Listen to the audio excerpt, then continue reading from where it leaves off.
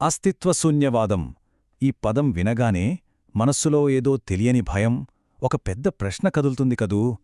జీవితానికి అసలు అర్థముందా లేదా? చాలా పెద్ద ప్రశ్న. అయితే ఈరోజు మనం ఈ ప్రశ్నకు సమాధానం వెతుకుదాం. భయపడాల్సిన పనిలేదు, ఎందుకంటే ఈ ప్రయాణం చాలా చాలా ఆసక్తికరంగా ఉండబోతోంది. సరే, సూటిగా ఒకే ఒక్క ప్రశ్నతో మొదలు పెడదాం. ఒకవేళ జీవితానికి నిజంగా అసలు ఏ అర్థమే లేకపోతే? ఈ ఆలోచనే మనల్ని కొంచెం ఇబ్బంది పెడుతుంది. కానీ ఈరోజు మనం ఈ ప్రశ్నకు భయపడకుండా దాని లోతుల్లోకి వెళ్ళి చూద్దాం. అసలు కథేంటో తెలుసుకుందాం. ఒకప్పుడు మన పూర్వీకులు ఆకాశం వైపు చూసినప్పుడు వాళ్లకు చుక్కల్లో కథలు కనిపించాయి. వాళ్ల జీవితాలకు ఒక ఉద్దేశ్యం, ఒక దైవిక ప్రణాళిక ఉందని గట్టిగా నమ్మేవాళ్లు. కాని ఇప్పుడు మనం అదే ఆకాశం వైపు చూస్తే అంతులేని గెలాక్సీలు, లెక్కలేనని నక్షత్రాలు, కాని అంత నిశ్శబ్దం, మనల్ని ఏమాత్రం పట్టించుకోని ఒక మహాశూన్యం. సో మన మొదటి విభాగం విశ్వంలో అనాథలు. ఈ శూన్యవాదం అనే కాన్సెప్ట్ను పూర్తిగా అర్థం చేసుకోవాలంటే ముందు మనం ఏం కోల్పోయామో తెలుసుకోవాలి. ఒకప్పుడు మనల్ని కాపాడిన ఆ నమ్మకమనే కవచం ఎలా పగిలిపోయిందో చూద్దాం. ఒకప్పుడు the great chain of being అనే ఒక అద్భుతమైన ఐడియా ఉండేది. అంటే ఈ సృష్టిలో దేవుడి నుండి ఒక చిన్న రాయి వరకు ప్రతి ఒక్కదానికి ఒక ఖచ్చితమైన స్థానం, ఒక పర్పస్ ఉందని నమ్మేవారు. ఆ ప్రపంచంలో ప్రతి ఒక్కరికీ తమ జీవితానికి ఎందుకు అనే ప్రశ్నకు సమాధానం ముందే తెలుసు. అంతా చాలా క్లియర్గా ఉండేది. ఇక మన రెండవ విభాగం బంధాల విచ్ఛిన్నం. ఇక్కడే అసలు కథ మొదలవుతుంది. సైన్స్ అంటే విజ్ఞాన శాస్త్రం కేవలం కొత్త ఆవిష్కరణలను తీసుకురాలేదు, మన నమ్మకాల పునాదులనే కదిలించేసింది. ఈ మార్పులు ఒకదాని తర్వాత ఒకటి ఎలా వచ్చాయో చూడండి. మొదట భూమి విశ్వానికి కేంద్రం కాదని తెలిసింది. మనం స్పెషల్ అనే ఫీలింగ్ పోయింది. తర్వాత ఈ విశ్వం ఒక మ్యాజిక్ కాదని, కేవలం మ్యాథ్స్తో నడిచే ఒక పెద్ద మెషీన్ అని తెలిసింది. ఎందుకు అనే ప్రశ్న పోయి ఎలా అనే ప్రశ్న మిగిలింది. ఇక ఫైనల్ దెబ్బ డార్విన్ సిద్ధాంతం. మనం దేవుని స్వరూపాలం కాదు, కేవలం తెలివైన జంతువులం మాత్రమే. మన ప్రత్యేకత మొత్తం మాయమైపోయింది. ఈ గందరగోళం మధ్యలోనే తత్వవేత్త ఫ్రెడరిక్ నీషే ఆ సంచలన ప్రకటన చేశారు. ఆయన దేవుడు చనిపోయాడు అన్నప్పుడు ఆయన సంతోషించలేదు. దానికి బదులుగా సమాజం తన నైతిక దిక్సూచిని, అంటే ఏది మంచి ఏది చెడు అని చెప్పే గైడ్ను కోల్పోయిందని బాధపడ్డారు. ఇప్పుడు ఆ నిర్ణయం తీసుకునేది ఎవరు? ఇదే అసలైన ప్రశ్న. ఇక మూడవ విభాగానికి వచ్చేద్దాం. అగాధం తిరిగి చూసినప్పుడు. ఇప్పుడు మనం నేరుగా అస్తిత్వ శూన్యవాదం యొక్క ప్రధాన ఆలోచనలను పరిశీలిద్దాం. ఇది కొంచెం లోతైన విషయం, కానీ చాలా చాలా ఇంట్రెస్టింగ్గా ఉంటుంది. సింపుల్గా చెప్పాలంటే అస్తిత్వ శూన్యవాదం ప్రకారం జీవితానికి పుట్టుకతో వచ్చే అర్థమంటూ ఏదీ లేదు.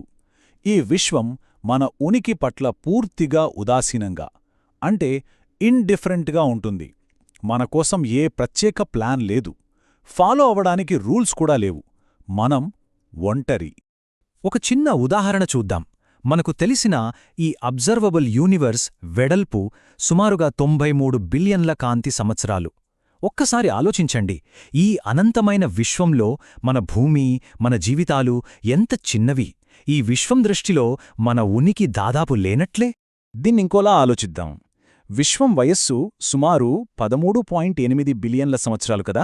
దాన్ని మనం ఒకే ఒక క్యాలెండర్ సంవత్సరంగా కుదిస్తే మొత్తం మానవ చరిత్ర డిసెంబర్ 31 రాత్రి 12 గంటలకు ముందు కేవలం చివరి కొన్ని సెకండ్లలో మాత్రమే జరుగుతుంది.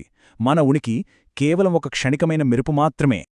ఆధునిక సైన్స్ కూడా ఈ అర్థాన్ని ఇంకా దూరం చేస్తోంది. ఎవల్యూషన్కు ఏ లక్ష్యమూ లేదు, అదొక గుడ్డి ప్రక్రియ. మనం ప్రేమ అని పిలుచుకునే ఆ గొప్ప ఫీలింగ్ కూడా మన జన్యువులను ముందుకు తీసుకెళ్లేందుకు మెదడులో జరిగే కొన్ని కెమికల్ రియాక్షన్స్ మాత్రమేనట. సైన్స్ నుండి మనం ఏది రైట్ ఏది రాంగ్ అని చెప్పలేం.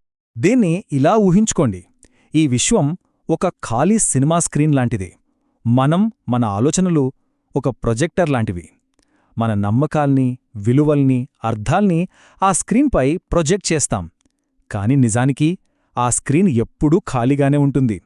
ఆ సినిమా మొత్తం మన మనసులోనే నడుస్తుందన్నమాట. ఈ మార్పు ఎంత పెద్దదో చూడండి. ఒకప్పుడు మనల్ని దైవ సృష్టిగా చూసుకునేవాళ్లం, ఇప్పుడు కేవలం ఒక బయాలజికల్ యాక్సిడెంట్గా చూస్తున్నాం. ఒకప్పుడు మన జీవితానికి ఒక గొప్ప ప్రయోజనముందని నమ్మం, ఇప్పుడేమో కేవలం బ్రతకడం కోసమే పోరాడుతున్నాం. విశ్వవ్యాప్త నైతికత స్థానంలో మనమే తయారు చేసుకున్న సామాజిక కట్టుబాట్లొచ్చాయి. ఇది ఒక సంపూర్ణ పరివర్తన. సరే, మన 4వ విభాగానికి వచ్చేశాం. శూన్యవాదం. ఏదీ కాదు. శూన్యవాదమంటే ఏమిటో చూశాం, కాని చాలామంది దీన్ని తప్పుగా అర్థం చేసుకుంటారు. కాబట్టి ఇది ఏది కాదో స్పష్టం చేసుకోవడం కూడా చాలా ముఖ్యం. మొదటగా, శూన్యవాదమంటే నిరాశావాదం కాదు. అంటే, అయ్యో జీవితం చాలా చెడ్డది, అంత చీకటి అని బాధపడటం కాదు. ఇది కేవలం ఒక అబ్జర్వేషన్. జీవితానికి ముందుగా నిర్ణయించిన అర్థం ఏదీ లేదు అనే వాస్తవాన్ని అంగీకరించడం మాత్రమే. నిరాశ అనేది ఒక ఎమోషన్, శూన్యవాదం ఒక ఫిలసాఫికల్ అబ్జర్వేషన్. అలాగే శూన్యవాదమంటే సినిసిజం కూడా కాదు. నైతిక విలువలు మనమే సృష్టించుకున్నామని చెప్పడం వేరు, అందరూ స్వార్థపరులు, మంచితనమంతా ఒక నాటకం అని నమ్మడం వేరు. శూన్యవాదం మనుషుల స్వభావాన్ని అనుమానించదు. చివరగా, ఇది ఉదాసీనత అంటే యాపథీ కూడా కాదు. కరెక్ట్, జీవితానికి విశ్వం నిర్దేశించిన ప్రయోజనం లేకపోవచ్చు, కాని దానివల్ల ప్రేమ, దయ, ఆశయం వంటి ఫీలింగ్స్ని వదులుకోవాల్సిన అవసరం లేదు. అవి మనకు వ్యక్తిగతంగా ఇప్పటికీ చాలా ముఖ్యం. ఇక మన 5వ, చివరి విభాగానికి స్వాగతం. ఖాళీ క్యాన్వాస్పై చిత్రలేఖనం. ఇప్పటివరకు మనం సమస్య యొక్క చీకటి కోణాన్ని చూశాం. ఇప్పుడు వెలుగువైపు ప్రయాణిద్దాం. ఈ అర్థం లేని చోట నుంచే మనం అర్థాన్ని ఎలా సృష్టించుకోవచ్చో చూద్దాం. ఓకే, దైవిక ప్రణాళిక లేదు, విశ్వం మనల్ని పట్టించుకోదు, అంతా ఒప్పుకుందాం. మరి ఇప్పుడేంటి మన పరిస్థితి? ఇక్కడే అసలైన మలుపుంది. బహుశా ఇదే అసలైన స్వేచ్ఛకు నాంది కావచ్చు. మొదటి పరిష్కారం, అవకాశవాద దృష్టి. ఈ కోణం నుండి చూస్తే ముందుగా రాసిపెట్టిన అర్థం లేకపోవటమే అసలైన స్వేచ్ఛ. మనల్ని జడ్జ్ చేయడానికి ఏ దైవశక్తి లేదు. అంటే మన కథను మనమే రాసుకోవచ్చు, మన జీవితమనే కాన్వాస్పై మనకు నచ్చిన చిత్రాన్ని గీసుకోవచ్చు.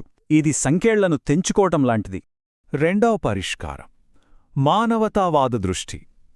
ఈ ఆలోచన చాలా అందంగా ఉంటుంది. విశ్వం మనల్ని పట్టించుకోదు కాబట్టే మనం ఒకరినొకరు మరింత బలంగా పట్టించుకోవాలి. మనకు మనమే ఆధారం. ఈ విశ్వం చల్లగా ఉంటే మనమే ఆ వెచ్చదనం కావాలి, అది నిశ్శబ్దంగా ఉంటే మనమే ఆ సంగీతం కావాలి. మానవ దయకు ఇంతకంటే బలమైన వాదన బహుశా ఉండదేమో. ఇక 3వ, అట్లంత లోతైన పరిష్కారం, శాస్త్రవేత్త దృష్టి. ఈ దృష్టి ప్రకారం మనం విశ్వంలో ఒంటరిగా ఉన్న బాధితునం కాదు, మనం విశ్వంలో ఒక అంతర్భాగం. 13.8 బిలియన్ల సంవత్సరాల పాటు ఈ విశ్వం తనను తాను చూసుకోలేకపోయింది. కాని మానవ స్పృహ ద్వారా, మన ఆలోచనల ద్వారా విశ్వం మొదటిసారి తన కళ్ళు తెరిచింది. తనను తాను తెలుసుకోవడానికి విశ్వం ఎంచుకున్న మార్గం మనమే. కాబట్టి చివరిగా మనం గమనించాల్సిందే ఇదే: అర్థం లేకపోవడం అనేది ఒక ముగింపు కాదు, అదొక అద్భుతమైన ప్రారంభం. అది శిక్ష కాదు, అదొక గొప్ప అవకాశం. కాన్వేస్ ఖాళీగా ఉంది. దానిపై మనం ఏం చిత్రించబోతున్నాం?